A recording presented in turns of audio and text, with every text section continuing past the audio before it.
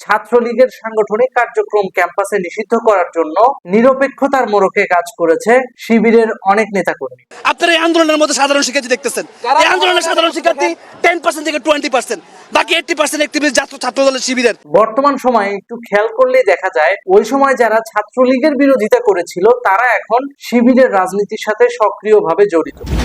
খেয়াল করে দেখবেন, যারা একসময় ক্যাম্পাসে কোনো প্রকার ছাত্র রাজনীতি চলবে না বলে লাফালাফি করেছে তারাই এখন শিবিরের রাজনীতিকে ক্যাম্পাসে প্রতিষ্ঠিত করার জন্য কাজ করছে। জুলাই আন্দোলনের সময় যারা বলেছিল ক্যাম্পাসে কোনো প্রকার রাজনীতি চলবে না, এখন দেখা যাচ্ছে ক্যাম্পাসে শুধুমাত্র ছাত্রলীগের রাজনীতি ব্যতীত সকল রাজনীতি চলে। এখন আর কারো আসমান কাঁপে না, এখন আর কেউ নিরপেক্ষতার মোড়কে দোহাই দিয়েও কোনো নীতি কথা বলে না। এখন নিরপেক্ষতা সরাসরি পক্ষপাতিত্বের জায়গায় গিয়ে শিবিরের পারপাস সার্ভ করছে, এটাই বাস্তবতা। তার মানে নিরপেক্ষ এই শব্দটাকে ইউজ করে সাধারণ মানুষকে রীতিমতো ধোঁকা দিয়েছে এই সমস্ত গোষ্ঠী।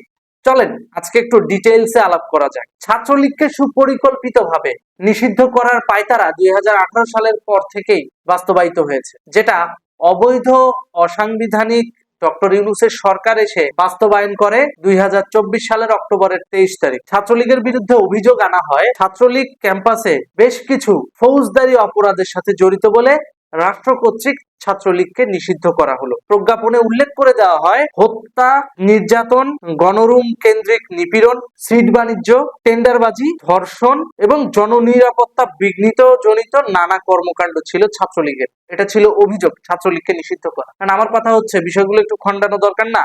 অবৈধ অসাংবিধানিক ইউনূস সরকার ছাত্রলীগকে নিষিদ্ধ করেছে, অভিযোগ এনেছে তারা হত্যা, ধর্ষণ, খুনের সঙ্গে জড়িত ছিল। তারা কিভাবে জড়িত সেটা একটু নিউজের আর্কাইভ গুলো ঘাটলেই বোঝা যাবে। তাহলে কিভাবে ছাত্রলীগ হত্যার সাথে জড়িত থাকলো চলেন একটু দেখি। দেখেন, শুরুতেই আবরার হত্যাকাণ্ডটাকে এখানে পুঁজি করা হয় যে ছাত্রলীগের ছেলে পেলে আবরার নামে একটা ছেলেকে হত্যা করেছে বুয়েট ক্যাম্পাসে, এবং সেই বুয়েট ক্যাম্পাসে আবরার ভারতের বিরুদ্ধে লিখেছিল বলেই তাকে ছাত্রলীগের লোকজন হত্যা করেছে। ছাত্রলীগকে দোষ দেওয়া হচ্ছে আবরার হত্যাকাণ্ডের অজুহাত দিয়া যে ছাত্রলীগ মানুষ হত্যার সাথে জড়িত। বেশ ভালো, তাহলে যেহেতু ছাত্রলীগ নিষিদ্ধ হয়ে গেল, তারপর ওই ছাত্রলীগের ছেলে পেলেদের তো বিচার হওয়ার কথা না? তাহলে জামাতের উকিল শিশির মনির কেন শেখ হাসিনার আমলে গ্রেপ্তার হওয়া ওই ছাত্রলীগ কর্মীদেরকে ছেড়ে দিল? শেখ হাসিনা তো নিজের দলের লোক বলে তো ওদেরকে ছাড় দেয় নাই, প্রত্যেককে এক এক করে গ্রেপ্তার করেছিল এবং বিচারের আওতায় এনেছে। তাহলে জামাত শিবিরপন্থী ঘনিষ্ঠ উকিল তাহলে কেন তাদেরকে ছাড়ালো? তার মানে এই হত্যাকাণ্ডটা ঘটিয়েছিল কারা, কাদের স্বার্থ ছিল?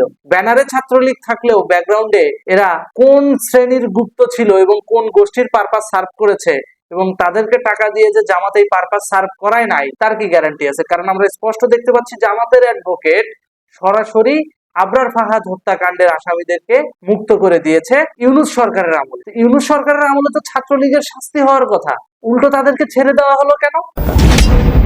ছাত্রলীগ যেহেতু হত্যার সঙ্গে জড়িত তাহলে তো তাদের ফাঁসি হওয়ার কথা, তাহলে জামাতপন্থী উকিল তাদের ছাড়ালো কেন? তার মানে বুঝতে হবে ব্যানারটা ছাত্রলীগের, ওই যে নিষিদ্ধ যেন করতে পারে এই জন্য ব্যানারটা ছাত্রলীগ ইউজ করেছে, কিন্তু ব্যাকগ্রাউন্ডে পারপাস সার্ভ হয়েছে এদের, কারণ এরা গোপনে এই গুপ্ত বাহিনীর পেছনে অর্থ ব্যয় করে পরিকল্পিতভাবে একটা গেম ঘটাইছে, সেই গেমের বলি হয়েছে ছাত্রলীগের এই ব্র্যান্ড, এই ব্যানার। সুতরাং বুঝতেই পারছেন এখানে কোন লেভেলের গুপ্ত কারসাজি চলেছে। ওকে বাদ দিলাম, এটা বাদ দিলাম। পরবর্তী অভিযোগ কি আছে ছাত্রলীগের বিরুদ্ধে? নির্যাতন। কি নির্যাতন করছে? গণরুম গেস্ট রুমের নির্যাতন। গণরুম গেস্ট রুমে ছাত্রলীগ নির্যাতন করেছে। গণরুমে একটি স্ট্যাম্প নিয়ে যাবে, গেস্ট রুমে একটি স্ট্যাম্প নিয়ে যাবে এবং শিক্ষার্থীকে মারবে। এমন অসংখ্য উদাহরণ ঢাকা বিশ্ববিদ্যালয়ের গেস্ট রুমগুলোতে রয়েছে, যেখানে এই স্ট্যাম্পগুলো শিক্ষার্থীদের গায়ের উপরে ব্যবহার করা হয়েছে। ভাই, এখন যে রীতিমতো অন্ডকোষ চাপিয়া ধরিয়া স্ট্যাম্পে সিগনেচার নেওয়া হচ্ছে, একেবারে অন্ডকোষ চাপিয়া ধরিয়া চাঁদাবাজি করা হচ্ছে, তাহলে এখন কেন ক্যাম্পাসে ছাত্র দল এগুলো নিষিদ্ধ হচ্ছে না? এখন তাহলে কেন ক্যাম্পাসে ছাত্র দল নিষিদ্ধ হচ্ছে না? ওগুলা হালাল। কিন্তু আপনারা কি বলেন? একটু নিউজ করে নাচেন না, গেস্ট রুমে টর্চার সেল বলেন। টর্চার সেল বলতে আপনারা কি বুঝাচ্ছেন? গেস্ট রুম কি একটা আবদ্ধ কক্ষ? সেখানে জানলা আছে 5-6টা। আপনারা কেন বারবার গেস্ট রুমকে টর্চার সেল হিসেবে মিথ্যা কথা বলে ছাত্রলীগকে নিয়ে আপনারা ষড়যন্ত্র করেন? যত সমস্যা ছাত্রলীগের বেলায়, তাও যেটা মিথ্যা একটা ন্যারেটিভ দাঁড় করায় যে ছাত্রদেরকে নির্যাতন করতো। ছাত্রদেরকে যদি ছাত্রলীগ নির্যাতনই করতো তাহলে এত এত কর্মী সমর্থক থেকে বাড়াইলো? জবাব আছে কারো কাছে? ইভেন আজকে ছাত্রলীগকে দোষারোপ করে রীতিমতো এক গ্লাস পানি বেশি খায় সার্জিস, সেই সার্জিসও তো এক সময় একেবারে উৎফুল্ল অবস্থায় সেলফি তুলেছিল গোলাম রাব্বানির সাথে। তাহলে ছাত্রলীগের ওই সময়ের মোয়া খাইতে ভাল লাগছে, এখন ছাত্রলীগের ব্যানার যেহেতু নিষিদ্ধ হয়েছে এখন তাকে যা খুশি তা বলে নিজের পিঠ বাঁচানোর ধান্দা। প্রকৃতপক্ষে ছাত্রলীগ যদি সাধারণ মানুষকে নির্যাতন করতো কিংবা ক্যাম্পাসে সাধারণ শিক্ষার্থীদের নির্যাতন করতো তাহলে তার জনপ্রিয়তা এত থাকতো না। তাহলে কারা নির্যাতনের শিকার হয়েছে? যারা এখন এই মুহূর্তে ছাত্রলীগ ছাড়া ক্যাম্পাস পরিচালনা করছে, নির্বিঘ্নে তাদের রাজাকারী কর্মকাণ্ড পরিচালনা করছে। ওই সমস্ত রাজাকারী কর্মকাণ্ড তো ছাত্রলীগ ক্যাম্পাসে সক্রিয় থাকলে তারা করতে পারতো না। এই জন্য যখন ছাত্রলীগ তাদেরকে স্ট্রিক্টলি মানা করে দিচ্ছে যে বাংলাদেশ বিরোধী কোনো কর্মকাণ্ড ক্যাম্পাসে চলবে না, তখনই তাদের একটা ন্যারেটিভ দাঁড় করানো হয়ে গেছে যে ছাত্রলীগ তাদের নির্যাতন করে। তাহলে ভাই, বাপ মা তো সন্তানকে শাসন করে, তাহলে তো প্রত্যেকটা বাবা মাও তো নির্যাতনকারী হবে। এখন ক্যাম্পাসে তুমি বাংলাদেশ বিরোধী কর্মকাণ্ড করবা আর ছাত্রলীগ মুক্তিযুদ্ধের পক্ষের শক্তি হয়ে সেটা তাকায় তাকায় দেখবে, এটা তুমি ভাবো কিভাবে? এটার ব্যাপারে মানা করলেই ছাত্রলীগ নির্যাতন করে দিচ্ছে আমাদেরকে, একদম এই টাইপের ন্যারেটিভ দাঁড় করায় ফেলে। তাহলে এখন তো ক্যাম্পাসে ছাত্রলীগ নাই, তাহলে এখন ক্যাম্পাসের ভিতর বাংলাদেশ বিরোধী কর্মকাণ্ড গুলো কেন হয়? কেন রাজাকারী কর্মকাণ্ড বাস্তবায়ন হয় ক্যাম্পাসের ভিতর? আছে কোনো জবাব? জবাব নেই। আচ্ছা, পরবর্তী এলিগেশন কি আছে দেখি। ক্যাম্পাসে ছাত্রলীগ নাকি সিট বাণিজ্য করতো। ছাত্রলীগ কি ক্যাম্পাসের ভিসি? ক্যাম্পাসের ভিসি ছাত্রলীগ যে সিট বাণিজ্য করবে? প্রক্টোরিয়াল টিম, তারপর তোমাদের ভিসি, তোমাদের ওই যে প্রত্যেকটা হলের প্রভোস্ট, ওরা কি তাহলে চুল ছেড়ার জন্য ওদেরকে বিশ্ববিদ্যালয়ে নিয়োগ দেওয়া হয়েছে? ছাত্রলীগের কাছে কি হলের সিট বাণিজ্যের সিগনেচার অথরিটি আছে যে ওরা সিট বাণিজ্য করবে? বিশ্ববিদ্যালয় কর্তৃপক্ষের দায়িত্ব এটা। তো তোমরা বিশ্ববিদ্যালয়ের কর্তৃপক্ষের দুর্নীতি নিয়ে কথা বলতে পারবে না, তোমরা দোষ দিবে ছাত্রলীগের। ছাত্রলীগ সিট বাণিজ্য করে। বরং এমনও নজির আছে ক্যাম্পাসে অনেক অসহায় দূর থেকে আসা সাধারণ ছাত্রছাত্রীদেরকে বিনা পয়সায় ছাত্রলীগ সিটের ব্যবস্থা করে দিয়েছে, বিনা পয়সায়, আমার চোখের দেখা। এরপর আরেকটা অজুহাত এনেছে, প্রজ্ঞাপনে উল্লেখ করে দিছে, সেটা হচ্ছে কি টেন্ডারবাজি। ছাত্রলীগ ক্যাম্পাসে টেন্ডারবাজি করতো। তাই আজকে শিক্ষা প্রতিষ্ঠানগুলোতে কোনো টেন্ডারবাজি হয় না, কোনো চাঁদাবাজি হয় না। শিক্ষার্থীরা এখন ঘুমাতে পারে, অস্ত্রের শব্দে তাদের আর লাফায় উঠতে হয় না। ছাত্রলীগ যদি সত্যি সত্যি ক্যাম্পাসে টেন্ডারবাজি করতো তাহলে তোমাদের ছাত্র সংসদ কি ঘাস কাটতো? তোমাদের ভিপি ঘাস কাটতো? সিন্ডিকেট মেম্বার তোমাদের ভিপি, তোমাদের জিএস, তারা আর টেন্ডারবাজি করতেছে ছাত্রলীগ। নাটক পাইছো? এমনও অনেক কলেজ আছে বাংলাদেশে, এমনও অনেক ইউনিভার্সিটি আছে যেখানে ছাত্রলীগ যায় দাঁড়ায়া ঠিক মতো দুইটা কথাও বলতে পারতো না। কারণ কি? কারণ ওই ইনস্টিটিউটের যে প্রধান, সেই প্রধান সরাসরি এগুলো দেখভাল করতো, কোথায় ক্যাম্পাসের কোন জায়গায় উন্নয়ন করা লাগবে, কোথায় কি করতে হবে, এগুলো দেখ। আর খুব বেশি যদি নিয়ম মানতে হতো তাহলে ওই যে ছাত্র সংসদের সিন্ডিকেট মিটিং ডাইকা, সিনেট মিটিং ডাইকা, সেইখানে আলোচনার মাধ্যমে টেন্ডার গুলো বরাদ্দ হতো। ছাত্রলীগ যদি সত্যি সত্যি টেন্ডারবাজি করতো তাহলে ফুলে ফেপে বড় লোক হতো না ওই প্রতিষ্ঠানের বিভিন্ন কর্মচারী কর্মকর্তারা। ছাত্রলীগের এক একটা নেতাকর্মী বিনা চিকিৎসায় মারা যাইতো না যদি তারা টেন্ডারবাজি সঠিকভাবে করতো। যদি সত্যি সত্যি টেন্ডারবাজি করে ওইখান থেকে কমিশন নিয়ে অসহায় দুস্থ ছাত্রলীগের জন্য একটা ফান্ড তৈরি করতো আজকে, তাহলে ছাত্রলীগের বিলাসিতায় দিন পার হতো। এই দুঃসময়ে ছাত্রলীগের ছেলে মেয়েরা না খেয়ে থাকতো না। সুতরাং বুঝতে পারছেন, ছাত্রলীগের ছেলে মেয়েদের ওইভাবে টেন্ডারবাজি করার সুযোগ ছিল না। তাহলে কিভাবে তারা টুকটাক যাই পাইছে ইনকাম করছে? কিভাবে করছে জানেন? ডিরেক্ট নেত্রী একটা ফান্ড দিত, সংগঠন পরিচালনা করার ফান্ড, সরকারি ফান্ড না, দলীয় ফান্ড। সেই দলীয় ফান্ডে চলতো। আর টুকিটাকি স্পন্সর, ছাত্রলীগের অনেক শুভাকাঙ্ক্ষী আছে, অনেক ব্যবসায়ী আছে, অনেক শিল্পপতি আছে, তারাও ডোনেট করতো। সেই টাকায় চলতো ছাত্রলীগ। আর আপনারা ডিরেক্টলি দোষ দিয়ে দিচ্ছেন ছাত্রলীগ টেন্ডারবাজি করতো। আর এই মিথ্যা প্রজ্ঞাপন জারি করে, মিথ্যা অভিযোগ দায়ের করে তারা ছাত্রলীগকে নিষিদ্ধ করেছে। প্রত্যেকটা জিনিস যুক্তি যদি আমরা খন্ডাইতে যাই না, তাহলে পুরো প্রজ্ঞাপনটা মিথ্যার ফুলঝুরি হিসেবে ট্রিটেড হবে।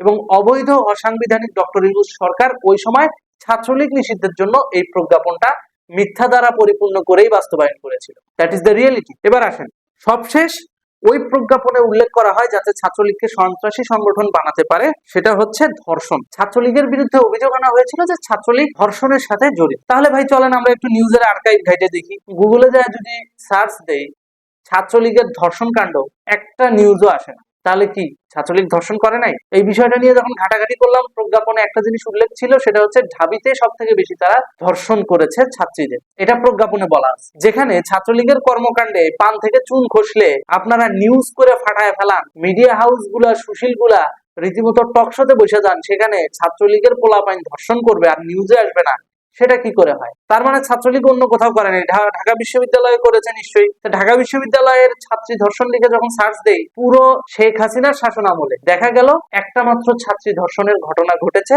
ঢাবির শিক্ষার্থী ধর্ষণের ঘটনা ঘটেছে, সেটাও আবার কুর্মিটোলা এলাকায়, এবং সেখানে মজনু নামে একটা ছেলে গ্রেপ্তার হয়েছে, সে আবার টোকাই। এইটা ছাড়া ঢাকা বিশ্ববিদ্যালয়ে আর কোনো ধর্ষণ কাণ্ড ঘটে নাই। ঢাকা বিশ্ববিদ্যালয়ের শিক্ষার্থীর সঙ্গে আর কোনো ধর্ষণ কাণ্ড ঘটে নাই শেখ হাসিনার শাসনামলে। তাহলে ছাত্রলীগ ধর্ষণটা করলো কোথায়?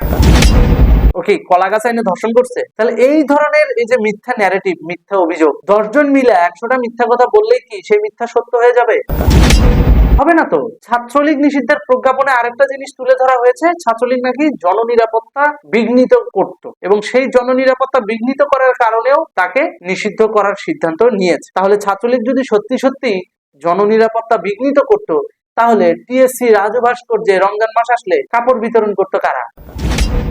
ইফতার বিতরণ করতো কারা? ঢাকা বিশ্ববিদ্যালয়ের টিএসসি প্রাঙ্গণে ছিন্নমূল শিশু ও দুস্থ গরিবদের মাঝে ঈদ বস্ত্র বিতরণ করল বাংলাদেশ ছাত্রলীগ।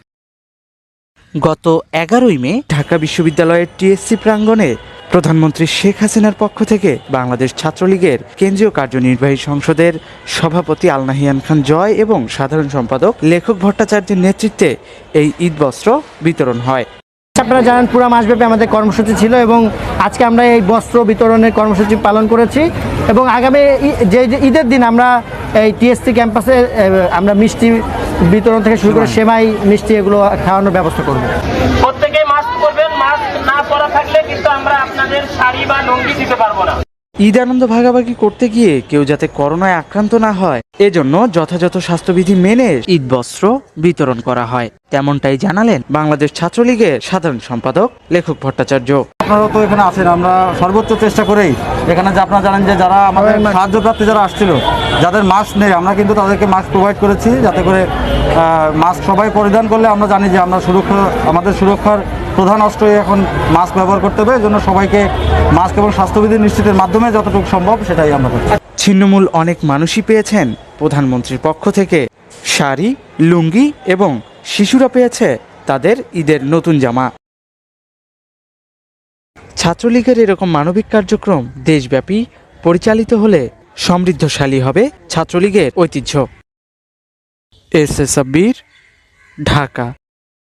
পুরো রমজান মাস জুড়ে সেহেরি, ইফতার বিতরণ এগুলো কার্যক্রম করেছে, তাহলে এগুলো কারা করতো? এগুলো জননিরাপত্তা বিঘ্নিত করার কাজ। এখন বলতে পারেন, ভাই ক্যাম্পাসে তো অনেক নিরীহ শিক্ষার্থীদের পিটাইছে, তো তোমরা যদি অন্যায় করো, রাজাকারী কর্মকাণ্ড করো, কিংবা জঙ্গিবাদকে ইম্পোজ করার চেষ্টা করো ক্যাম্পাসে, তো তোমাদেরকে পিটাবে না, তো কি চুমা দিবে? এখন তো ছাত্রলীগ নাই, তাহলে এখন ক্যাম্পাস নিরাপদ থাকার কথা। তাহলে এখন ক্যাম্পাসে এত অশান্তি কেন? এখন শিক্ষার্থীরা সন্তুষ্ট নয় কেন? এখন ক্যাম্পাসে নারী শিক্ষার্থীরা ধর্ষণের ঝুঁকি নিয়ে চলাচল করে কেন? এখন সাধারণ নারীরা কেন জীবনের ঝুঁকি নিয়ে চলাফেরা করে রাস্তাঘাটে? শুধু ঢাকা বিশ্ববিদ্যালয় নয়, শুধু সাধারণ কলেজগুলো নয়, এখন সাধারণ পরিবারের মা বোনেরাও কিন্তু নিরাপদ নয়। অনেক নারীর ধর্ষিত লাশ, অনেক শিশুর ধর্ষিত ইতিহাস কিন্তু, এই যে সদ্য ইতিহাস কিন্তু দৃশ্যমান হয়েছে। সুতরাং এগুলো ভুলে গেলে চলবে না, এগুলো বাস্তবতা, এগুলোকে ইগনোর করতে পারবেন না। রামিসা হত্যাকাণ্ডকে ইগনোর করতে পারবেন না, আসিয়া হত্যাকাণ্ডকে ইগনোর করতে পারবেন না, এগুলো কিন্তু ধর্ষণজনিত হত্যাকাণ্ড। সুতরাং আপনি ছাত্রলীগকে একতরফা দোষ দিতে পারেন না। তার মানে পরিকল্পিতভাবে ছাত্রলীগ নিষিদ্ধ কইরা ছাত্রলীগের কর্মীদেরকে ভাগবাটোয়ারা করে নিয়ে অন্যান্য ছোট ছোট ছাত্র সংগঠনগুলোকে এস্টাবলিশ করার যে মেটিকুলাস ডিজাইন পশ্চিমারা প্রেসক্রাইব করেছিল, সেটাই বাস্তবায়িত হয়েছে ক্যাম্পাসগুলোতে। আচ্ছা, মেনে নিলাম ছাত্রলীগ সন্ত্রাসী সংগঠন, কিন্তু আপনাদের অতীত কি বলে? আপনাদের তো এই সদ্য অতীত, অন্ডকোষ চেপে ধরে আপনারা চাঁদাবাজি করলেন, রীতিমতো চেক স্ট্যাম্প সই করে নিলেন। চলেন ফুটেজ দেখে আসি। অন্ডকোষ এমনভাবে চেপে ধরছে আমার শ্বাসরোধ হয়ে যাওয়া, মারা যাওয়ার উপক্রম হয়েছে। এরপর আমাকে চেয়ার থেকে ফেলে দেয়, আমি নিচে ফেলাই, আমার বুকে পাড়া দিয়ে ধরে, গলা পাড়া দিয়ে ধরে আমাকে হত্যার চেষ্টা করে, এবং বলে যে সে আমাদেরকে চেক দেয়। দেখলেন তো, এই মুরব্বী মানুষটাকেও আপনারা ছাড় দেন নাই। আপনারা ডাইরেক্ট বিচি চিপা ধইরা, আপনারা ডাইরেক্ট অন্ডকোষ চিপা ধইরা চাঁদা আদায় করছেন। বেচারা এখন বিচারের জন্য কোর্টের দ্বারে দ্বারে ঘুরতেছে। তাহলে আপনারা কেন নিষিদ্ধ সংগঠনের তালিকায় পড়বেন না? আপনারা কেন নিষিদ্ধ সংগঠন হবেন না? ও, আপনাদের বেলায় সব হালাল, আর ছাত্রলীগ কিছু না কইরা শুধুমাত্র ন্যারেটিভের ভিত্তিতে তারা হারাম হয়ে গেল। এ তো গেল মেটিকুলাস ডিজাইন, কিন্তু বিএনপির অতীত ইতিহাসকে আমরা ভুলে গেছি? যাই নাই। বাবলুর কথা মনে আছে? মনে নাই? এই ঢাকা বিশ্ববিদ্যালয় ক্যাম্পাসে বোমা বানাইতে যায় বিস্ফোরিত হয়ে মারা গেছিল বিএনপির ক্যাডার বাবলু, মনে আছে? অভি, নিরু, বাবলু, মনে আছে? এই অভি, নিরু, বাবলু এদের কথা ভুলে গেছেন? যারা আমার সিনিয়র আছেন, যারা এখন 50-60 বছর বয়স, যারা বিএনপির ওই সময়ের সন্ত্রাসের রাজনীতি আপনারা দেখেছেন, তারা ভালো বলতে পারবেন অভি, নিরু আর বাবলুর কাহিনী।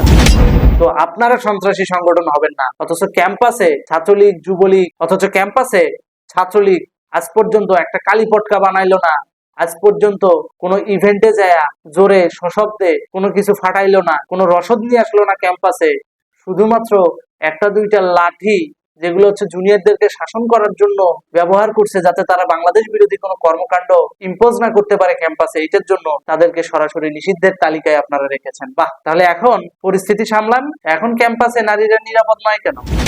এখন ক্যাম্পাসে রাজাকারী কর্মকাণ্ড চলে কেন? বাস্তবতা বুঝেন। শাসন আর হচ্ছে সন্ত্রাসীপনার মধ্যে পার্থক্য আছে। ঢাকা বিশ্ববিদ্যালয়ের অনেক বড় ভাই আছে আমাদেরকে ভুল দেখলে শাসন করবে। আমি নিজের চোখে দেখেছি, গোলাম রাব্বানি ছিল, তারপর তার আগে সোহাগ নাজমুল কমিটি ছিল। কই, এরা তো এদের জুনিয়রদেরকে শাসন করতো, কখনো অত্যাচার তো করতো না। তারা তাদের জুনিয়রদেরকে এই জন্য শাসন করতো যাতে সূর্য সন্তান হিসেবে বাংলাদেশে মাথা উঁচু করে চলতে পারে। এটাই ছাত্রলীগ। সেই জায়গায় ছাত্রলীগকে হত্যাকারীর ট্যাগ দিয়ে রীতিমতো ধর্ষণকারী বানায় দিলেন, নির্যাতনকারী বানায় দিলেন, নিষিদ্ধ করে দিলেন। তাহলে এই যে নিষিদ্ধ করছেন, করে কি ক্যাম্পাস ঠিক রাখতে পারছেন? সমাজকে স্থিতিশীল করতে পারছেন? পারেন নাই। পুরো সমাজ অস্থিতিশীল। ক্যাম্পাসে যারা একসময় নিরপেক্ষতার মোড়কে বলতো ক্যাম্পাসে ছাত্র রাজনীতি চাই না, এখন ছাত্রলীগ চলে যাওয়ার পর দেখা গেল ক্যাম্পাসে শুধু ছাত্রলীগ নামের সংগঠনটাই নাই, আর বাকি সব সংগঠন ঠিকই রাজনীতি করতেছে। এখন আর নিরপেক্ষতার বালাই আসে না। ন্যায় নীতির পক্ষে থাকাটা কি অন্যায়? মোটেও অন্যায় না। তো সুপরিকল্পিতভাবে ছাত্রলীগকে ট্যাগ লাগায়া নিষিদ্ধ করা হয়েছে। আমি ব্যক্তিগতভাবে এটার তীব্র নিন্দা ও প্রতিবাদ জানাচ্ছি। ধন্যবাদ।